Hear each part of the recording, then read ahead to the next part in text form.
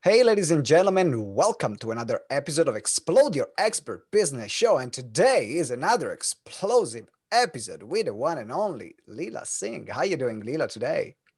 Hi, Simone. I'm very well, thank you. Good to see you. Oh, that's brilliant. I'm glad to hear that you're well. And as I said like before, like you look incredibly fantastic, gorgeous here today. Like you really brought it for the interview. I feel really flattered. I wish you dressed up for me. I know it's not the case, but I appreciate. I think I feel really flattered anyway. But no, we're talking about personal branding. So before we get into the nuts and bolts, what got you so passionate about personal branding? What got me passionate about personal branding? I say it's really, they say when you look back on things, you join the dots. And for me, I think that's where it really became clear for me that that is what I want to be doing because it aligns with my story. And if I look at the last 25 years and how I've evolved and I've grown personally and professionally, that's what I realized was a big part of that helped me. And so for me, I'm passionate about enabling other people to do the same, to achieve the same, and to realize what is possible.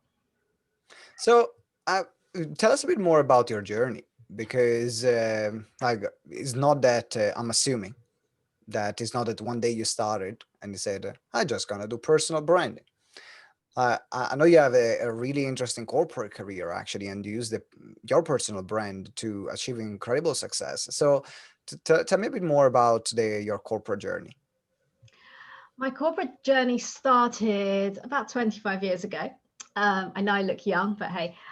So when you were five, Yeah, basically, is yeah, like exactly. great. Um, and so when I studied accountancy, I did my ACCA, and then I embarked on my finance career and accountancy career. And back then I was the shy, timid, sort of quiet church mouse that just kept my head down, and I worked really hard.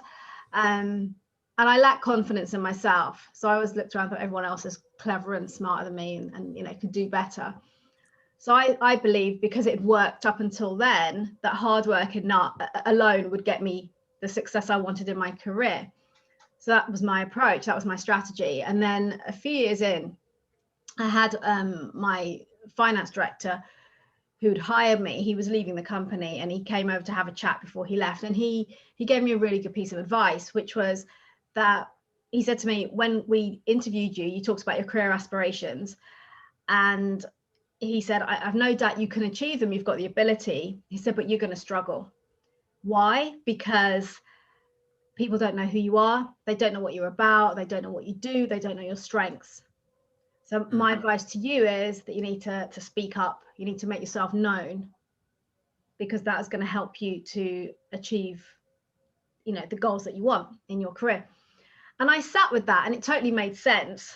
But because I lacked the confidence, I didn't really know what to do with it.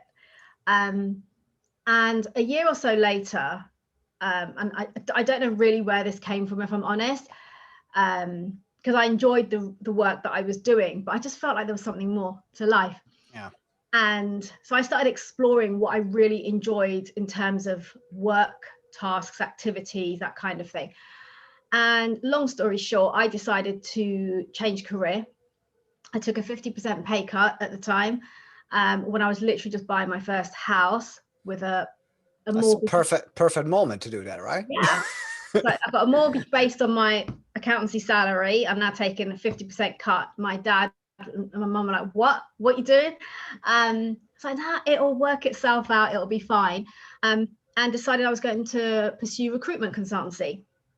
So I went into recruitment, which, if you imagine someone of my character at that time going into recruitment, which requires you to be cold calling, to going out and meeting finance directors, CFOs, etc., and building those relationships, I stretched myself so far out of my comfort zone.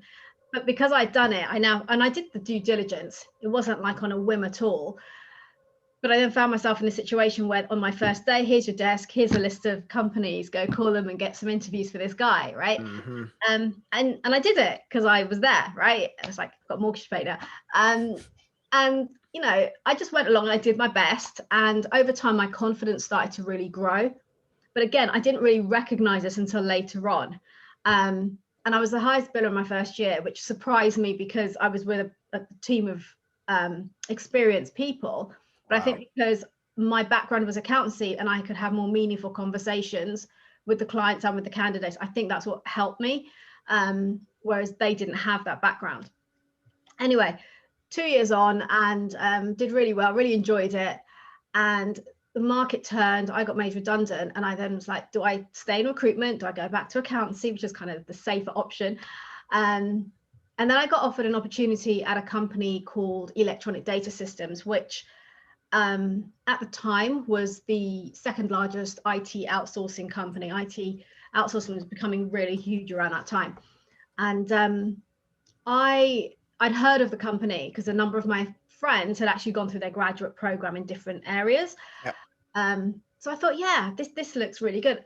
No clear role, no job description as such, but it was my characteristics, the confidence that I had built that got me that job, because they didn't have a job spec, and the stuff they were talking about that it would cover, like high level, I hadn't done any of it. I had no experience. But I knew if I'd gone there 2 years earlier, I wouldn't have gotten a look in because I've been too quiet. But they needed to come in and create that change. I have a few questions now based on your journey so far, and I want to go back actually a moment when you had that meeting with your manager. When she said, I have no doubt you can achieve all these goals, you got great career aspiration, but you're going to struggle because no one knows you. And I guess that deep down you knew that already, or you had that feeling. So how did it feel in that moment having that conversation with her? It was a mixture of, it was mixed emotions, because I knew it was good advice, but like I said, I didn't know what to really do with it, because I was kind of scared, because I didn't speak up, I didn't make myself known, I just was like, kept a really low profile at work. So I struggled with it. I did struggle, and a lot of like the decision to go into recruitment wasn't based on that at all. Maybe subconsciously it was, I don't know, but it's only, like I said, looking back as I moved along, that I started to connect the dots and see how things had evolved for me and helped me. Yeah, no, that makes perfect sense. And, kudos to you, because some people with that kind of conversation, like the kind of conversation can break some people, because then they can buy into the fact of, oh, but this is who I am, and therefore I'm always going to struggle. Like I cannot change. While you went through a process of transformation. So now let's look at, because I want to move into the different pillars of your methodology in terms of personal branding. But before we get there, I want just to ask you, because I remember in some of the conversations that we had, you mentioned that actually your last job experience last corporate experience had a pivotal role in terms of you finding, like putting together what like your branding system is, and that's how you applied it in yourself, like to get known. So can you give us can you give me an example of like how building your personal brand in that corporate environment, which I want to remind everyone, because I know we have also this conversation, having like women in tech is is a kind of interesting debate right now in our society. And I know you have spoken to some conference as well around that. So how did your personal brand now helped you in the last role, being a woman, being in tech?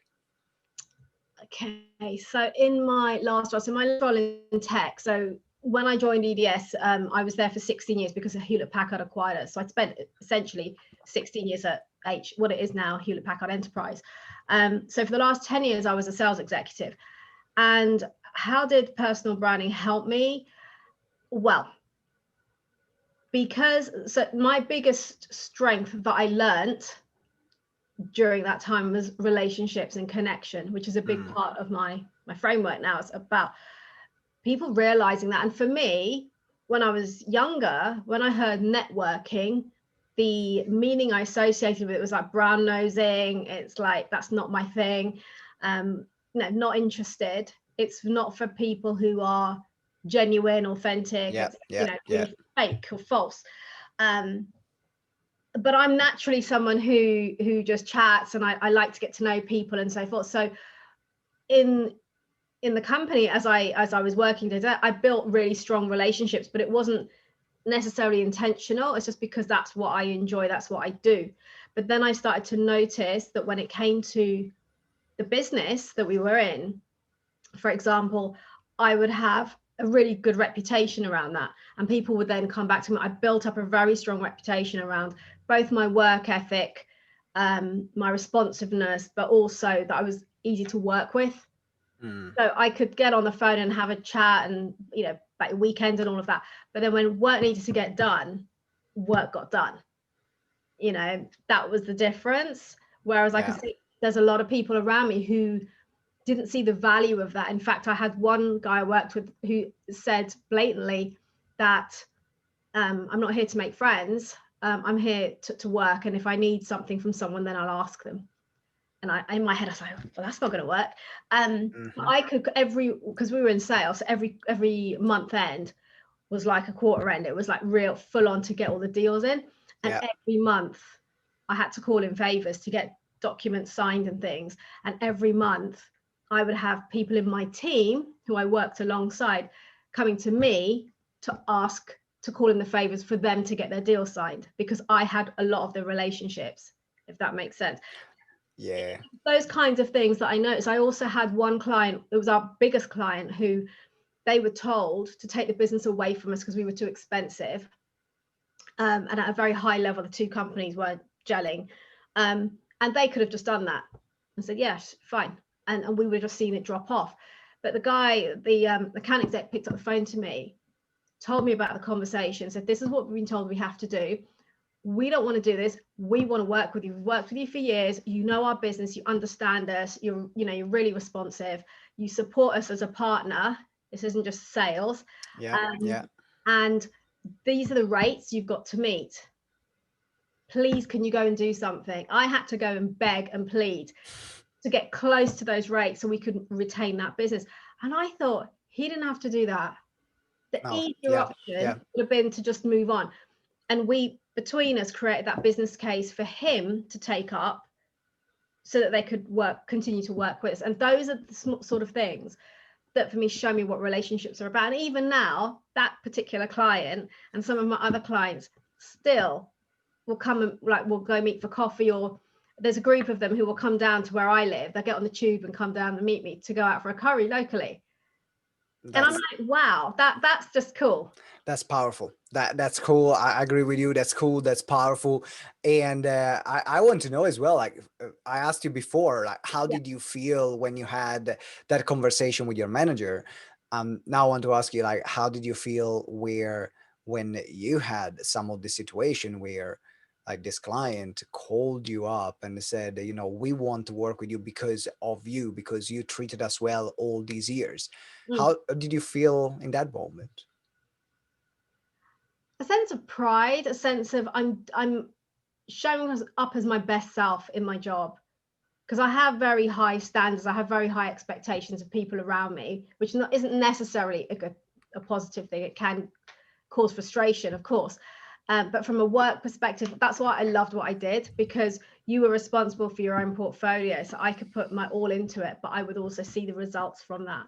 And it showed me how far I'd come from being that shy person who would never have been able, my sales director would push me to go. He said at one point, your job is to go and schmooze with all your clients. And I'm like, I've got work to do, like real work. He's like, do that tonight when you get home. Just, they love you. They, go talk to them and get on with them. I even had a competitor recommend so they had the competitor and us and the client. They told the client to go work with me on a particular deal. Wow. Right? And they said, please take the business to me, because me, not HPs as such, Uh-huh. because it was so problematic and they knew that I would get it done. And it's interesting, you just reminded me actually, when I first started out at EDS, my boss at the time, he said, he goes, oh, so-and-so called you a Rottweiler, right? I got really upset. I was like, how dare he? And I was like really, really upset about it. Mm-hmm. And he's like, well, it's a compliment. I'm like, how? And he said, because the guy was saying that, oh, she's a Rottweiler. She doesn't let go. She does not give up. She just, tenacity is the word, really. Yes. If you just keep going and going and going until you get a result, till you get something done.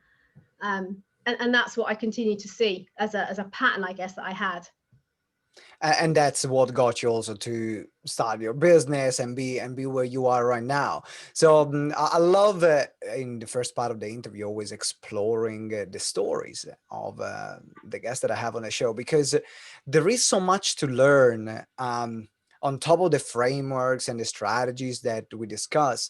There is just so much to learn from the experience and hear from experiences of others.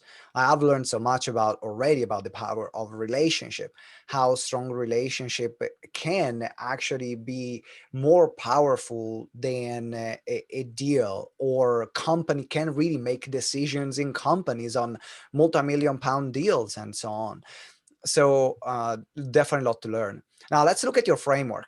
Let's look at your framework. I know you have a framework that you have built to help your clients with their personal brand. So let's look at the elements of the framework. Mm-hmm. Yeah, so within the framework, it's called the Unique Personal Brand Blueprint. And essentially, I've identified 6 pillars, which are the core pillars that I believe we need to master to really have a strong personal brand. And this is different from what you hear a lot of people talk about when they say personal branding, because the majority of people refer to your online presence, your LinkedIn profile, and so forth.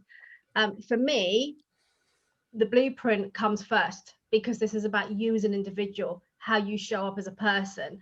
And so we look at there's the 6 pillars, and they all begin with the letter C. So the first one is clarity.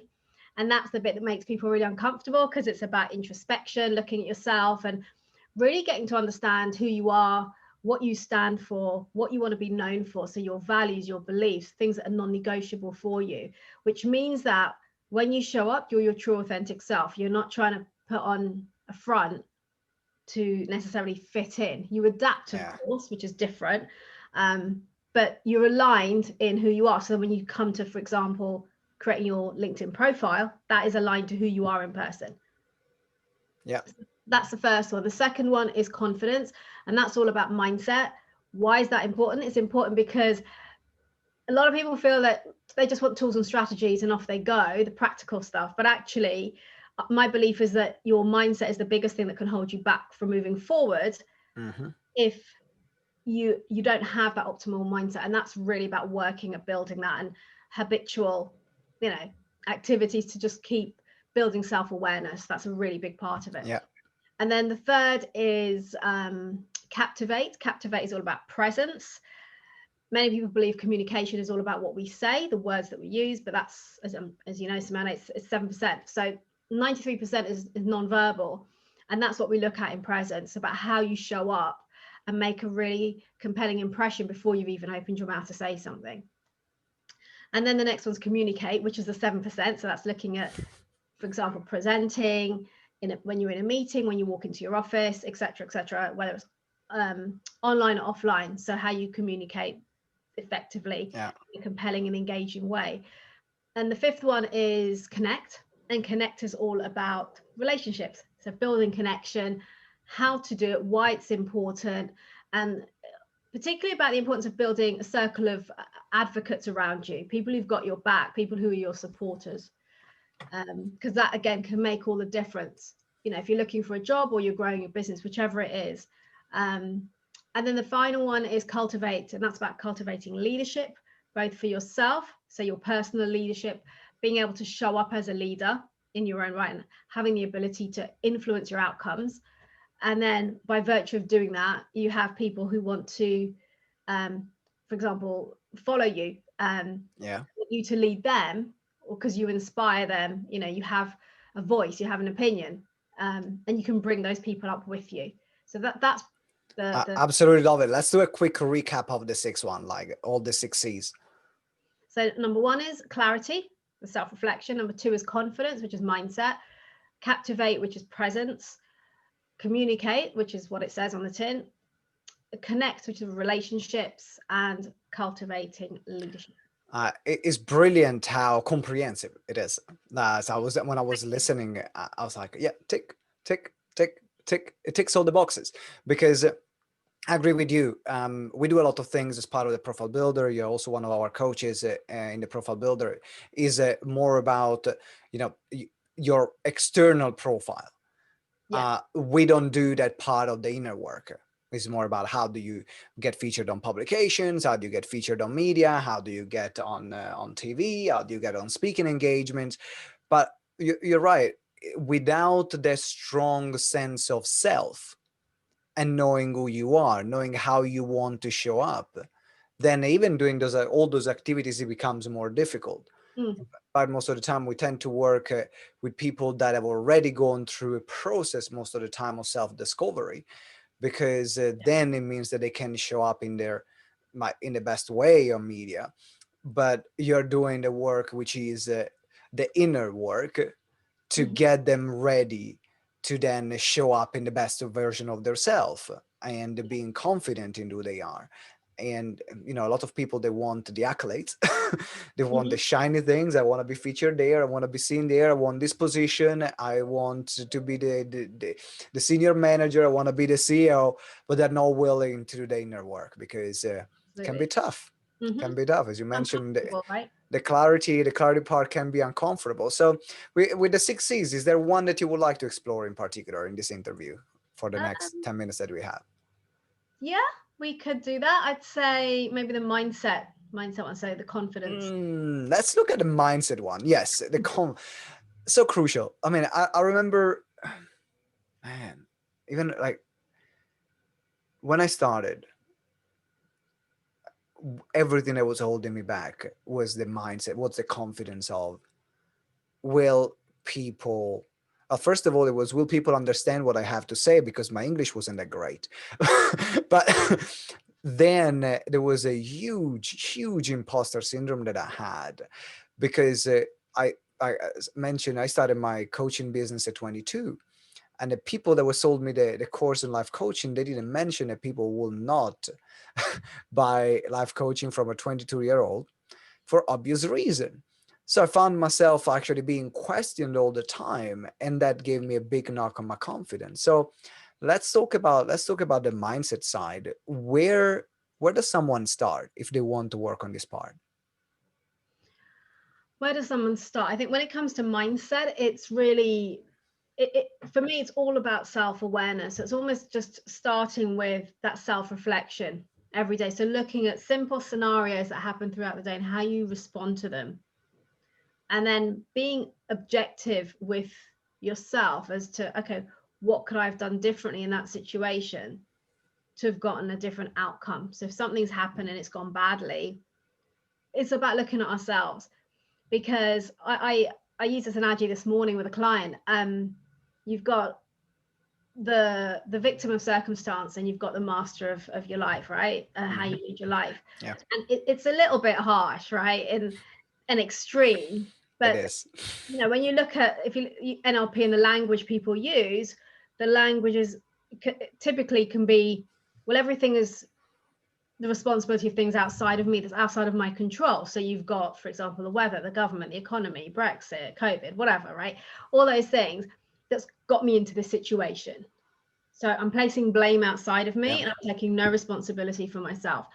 And then the other extreme of that is you're a master of your life. So I talked earlier about the cultivating leadership, personal leadership. It's about taking responsibility. So actually take a step back and say, well, what can I actually influence? How much of this is down to me? Yeah. Even interactions with other people, the energy that you bring to that, the way that you show up, can or will directly influence the outcome of that experience with that person, whether it's working with them, having a conversation with them, trying to sell to them.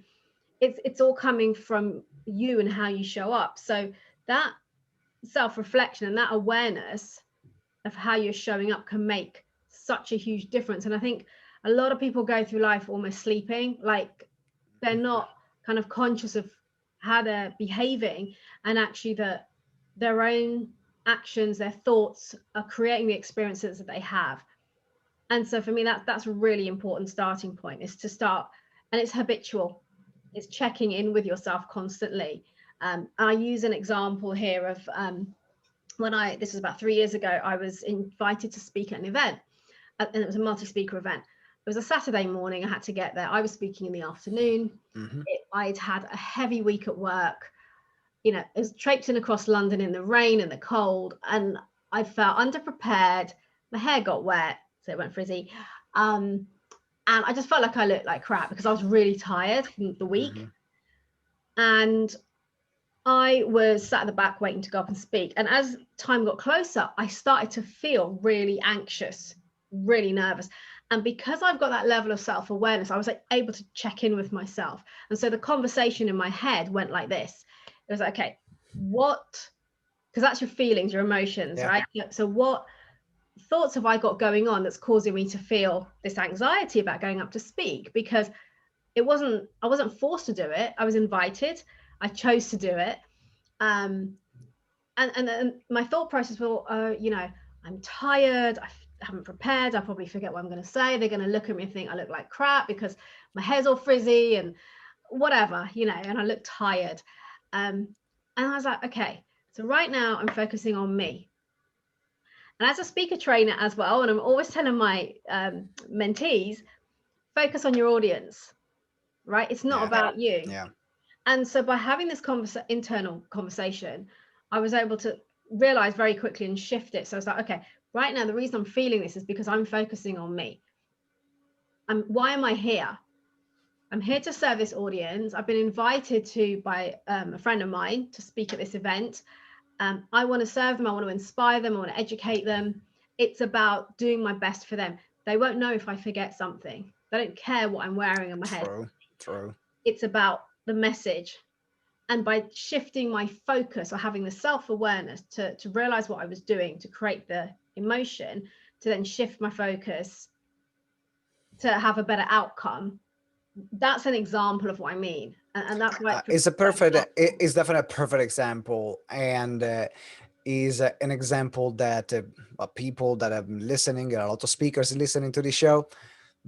I'm sure that we all have been through that kind of day. I remember once where actually I was on stage, and I think just before going on stage, I bent it over and I got a rip on my bum crack, on the trousers. That wasn't. There was a lot of self-coaching and inner talk to get on the stage and keep delivering. And not turn around.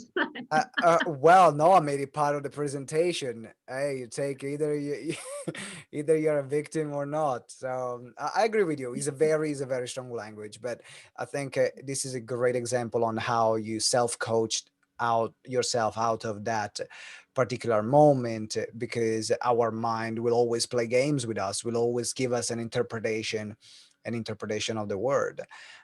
Now, I have another question built on this, because I found myself, there are situations where it's easier to take full responsibility, right?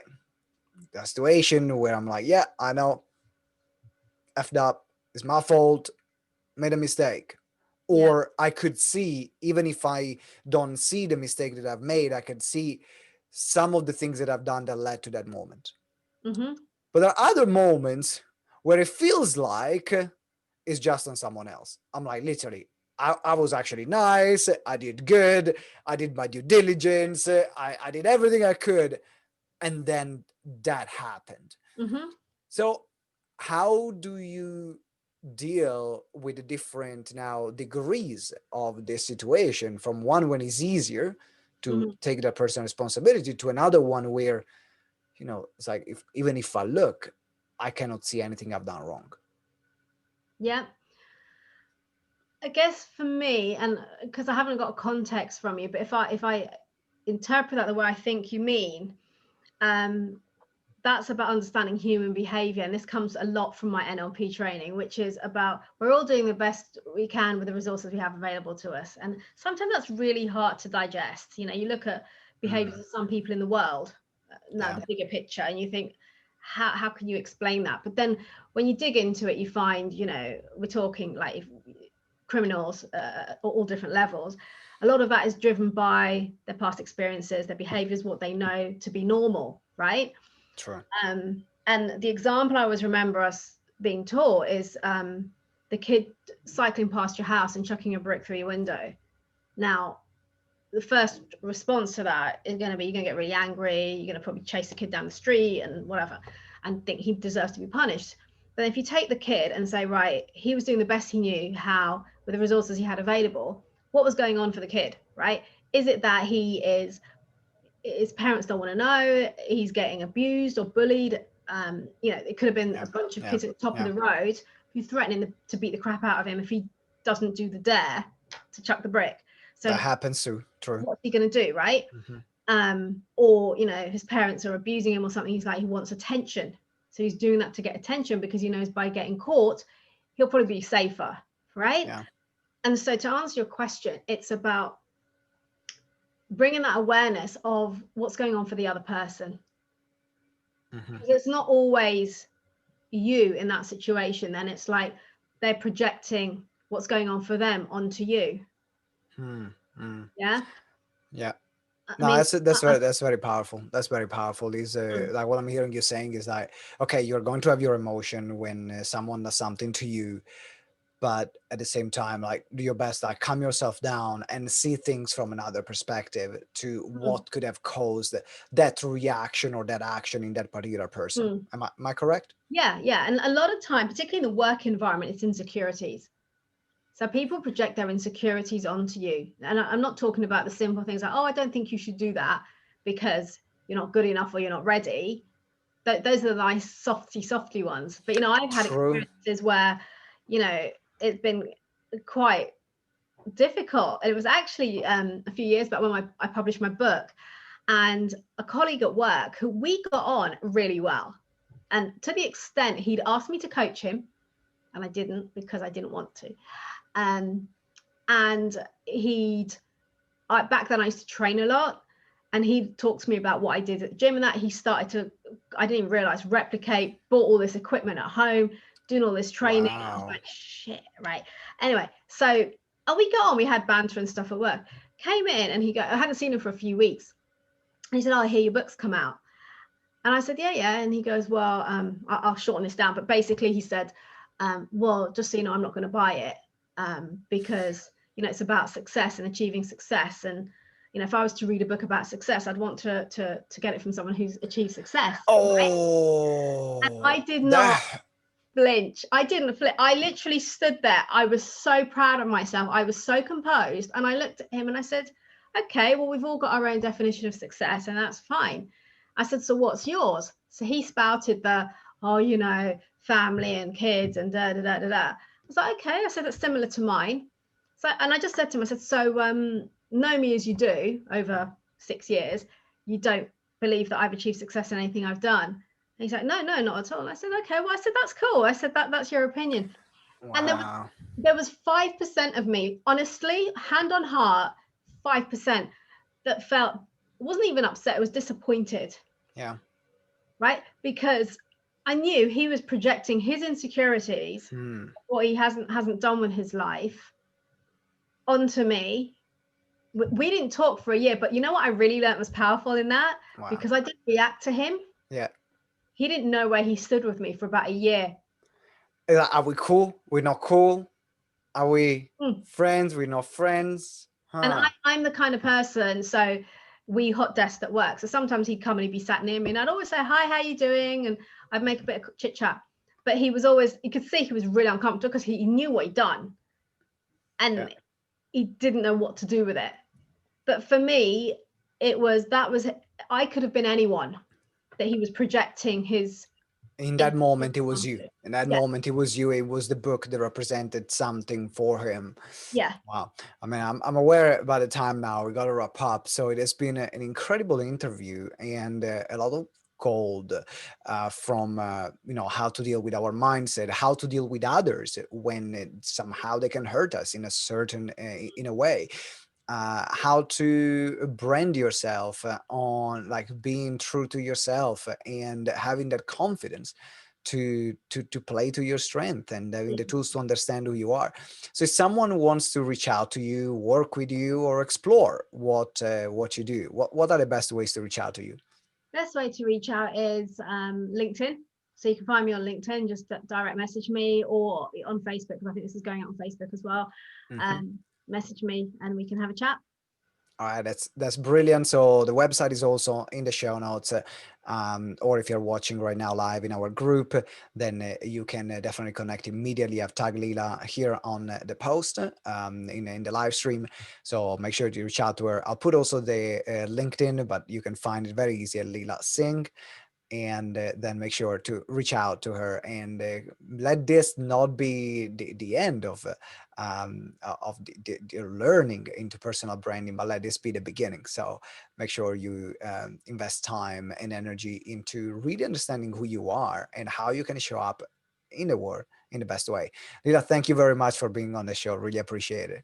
My pleasure, Simone. Thank you for having me. All right, ladies and gentlemen, thank you for watching live. If you're live, thank you for listening. If you're listening to the show, thank you for, if you're watching on YouTube, thank you, YouTube people. Really appreciate it. Make sure you subscribe in your favorite social media platform on the show, and as well subscribe on the podcast. Leave us a review. It really helps. It really helps the show. The reviews are the lifeblood of of us show. So make sure you let us know what you enjoyed, what you enjoyed the most about this episode. Now it's time for me to wrap up. I'll see you next time, and remember that together we grow exponentially. Ciao.